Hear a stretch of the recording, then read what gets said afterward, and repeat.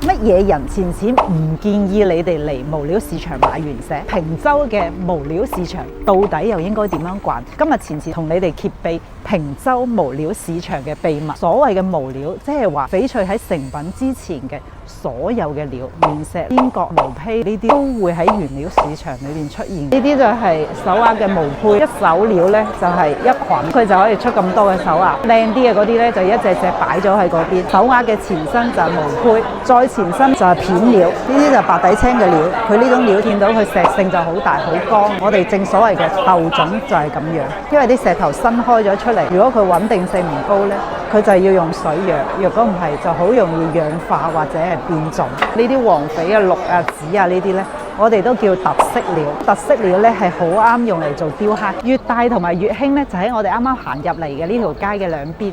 再行到呢個交叉路口咧，再入去就叫最旺。呢度成千上萬檔嘅毛坯市場，包括手鐲坯又好，或者邊角又好。話個秘密俾大家知，其實呢啲手鐲坯或者係呢啲料呢，未必都係呢個檔主，更多採用一種係寄售嘅方式。有人出價啦，咁佢哋就會打電話俾我哋，呢個價出唔出？喺坪洲，無論係無料市場好，成品市場好，主打一個信任。作為消費者，如果你哋逛呢啲市場嘅時候，首先係識得睇種水色啦，同埋紋料，坯同埋成品之間有一定嘅賭性。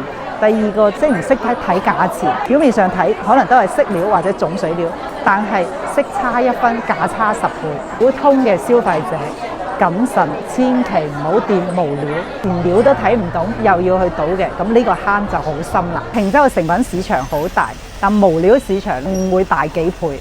如果你要嚟逛，幾日幾夜都逛唔晒。如果中意翡翠同埋想研究翡翠嘅朋友，歡迎大家嚟到坪洲無料市場去多逛逛，多睇少買，先提高自己嘅認知。期望大家請翡翠唔踩坑。